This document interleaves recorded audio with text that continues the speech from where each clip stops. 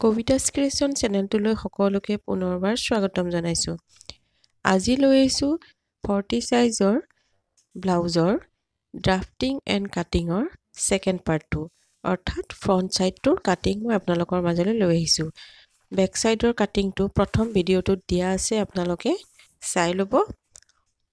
এয়া বেক ছাইডৰ কাটিংটো আমাৰ কাটি লোৱা হৈ গৈছে। এতিয়া মই ফ্ৰণ্ট ছাইডৰ কাটিংটো দেখুৱাম। ফ্ৰণ্ট ছাইডৰ কাৰণে আমি বেক ছাইডে যিদৰে ডিঙিটো 2 ইঞ্চি লৈছিলোঁ, ঠিক সেইদৰে ফ্ৰণ্ট ছাইডতো আমি 2 ইঞ্চি লৈছোঁ আৰু আৰ্ম হোলটো আমি 6 ইঞ্চি লৈছিলোঁ। গতিকে ইয়াতো আৰ্ম হোলটো একেই থাকিব, ফ্ৰণ্ট ছাইডো 6 ইঞ্চি ল'ব লাগিব। এতিয়া এনেদৰে দাগবোৰ দি আপোনালোকে আঁচবোৰ টানি টানি ল'ব। এয়া মই আঁচ টানি লৈছোঁ।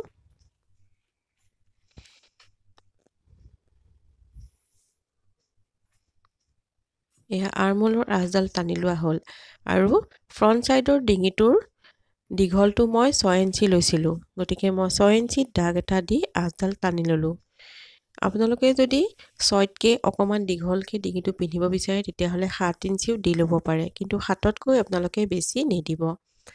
এয়া ডিঙিৰ মই শ্বেপটো ৰাউণ্ড শ্বেপ দি লৈছোঁ।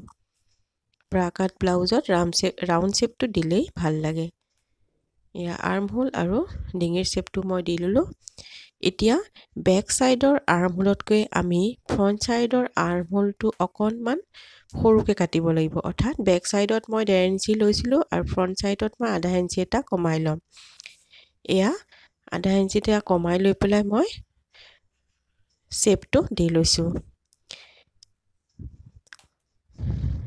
যিসকলৰ ব্লাউজৰ হাতৰ ফালে কাপোৰ কোচ খাই থাকে, কোচ খোৱা যেন লাগে, তেওঁলোকে এই টিপছটো ফ'ল' কৰিব। এই টিপছটো ফ'ল' কৰিলে আপোনালোকৰ হাতৰ আৰ্ম হোলৰ শ্বেপটো সদায় পাৰফেক্ট পাব, কেতিয়াও কাপোৰ খোচ খাই নাথাকে।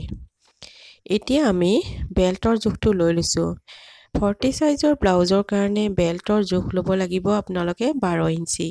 মই 12 ইঞ্চিত দাগ এটা দি লৈছোঁ। এয়া 12 ইঞ্চিত দাগটো দি ল'লোঁ আৰু বাছ পইণ্টটো ল'ব লাগিব 10 ইঞ্চি।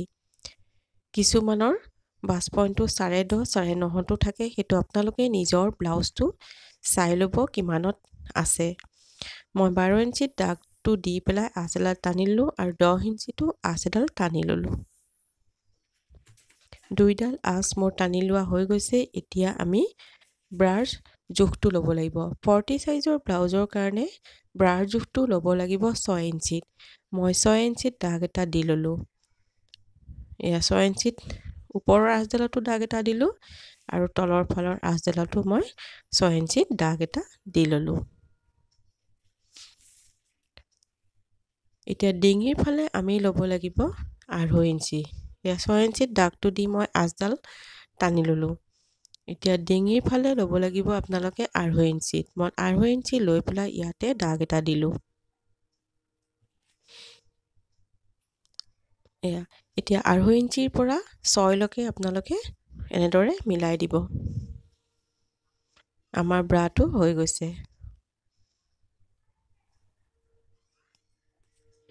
এতিয়া বেল্টৰ ফালে আপোনালোকে ওপৰলৈ 1 ইঞ্চি এটা দাগ দিব লাগিব।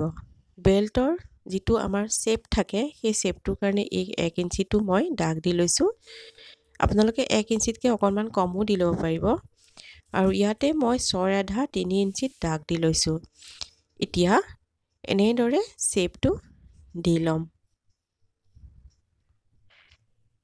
আমাৰ ব্ৰাৰ শ্বেপটো কমপ্লিটলি দিয়া হৈ গৈছে, অৰ্থাৎ ফ্ৰণ্টৰ পাৰ্টটো ড্ৰাফটিং আমাৰ কমপ্লিট হৈ গৈছে। আপোনালোকে এতিয়া ইয়াক কাটিং কৰিব লাগিব। প্ৰতিটো পাৰ্ট আপোনালোকে মই কিদৰে কাটিং কৰিছোঁ সেইটো চাই ল'ব। প্ৰথমে মই বেল্টৰ ফালে কাটিংটো কৰিম। এয়া বেল্টডাল প্ৰথমে মই কাটি লৈছোঁ।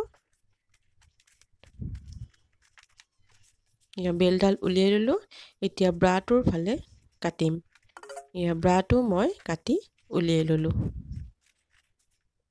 এই ব্ৰাটো আপোনালোকে ব্লাউজত লগাব নোৱাৰিব, কিয়নো এইটো আমাৰ সৰু হ'ব। ইয়াক আমি ডাঙৰকৈ বেলেগ এখন পেপাৰত কাটি উলিয়াই ল'ব লাগিব। এয়া 3টা পাৰ্ট মোৰ ৰেডি হৈ গৈছে। এতিয়া ব্ৰাটো আমি কেনেদৰে ডাঙৰকৈ উলিয়াব লাগিব সেইটো চাওঁ আহক। ব্ৰাটো উলিয়াবৰ কাৰণে আমি এখন বেলেগকৈ পেপাৰ লৈ ল'ব লাগিব আৰু ব্ৰাটো এনেদৰে ৰাখি পেলাই এজ ইট ইজ আমি ড্ৰ কৰি ল'ব লাগিব। এয়া মই এজ ইট ইজ ব্ৰাটো ড্ৰ কৰি লৈছোঁ।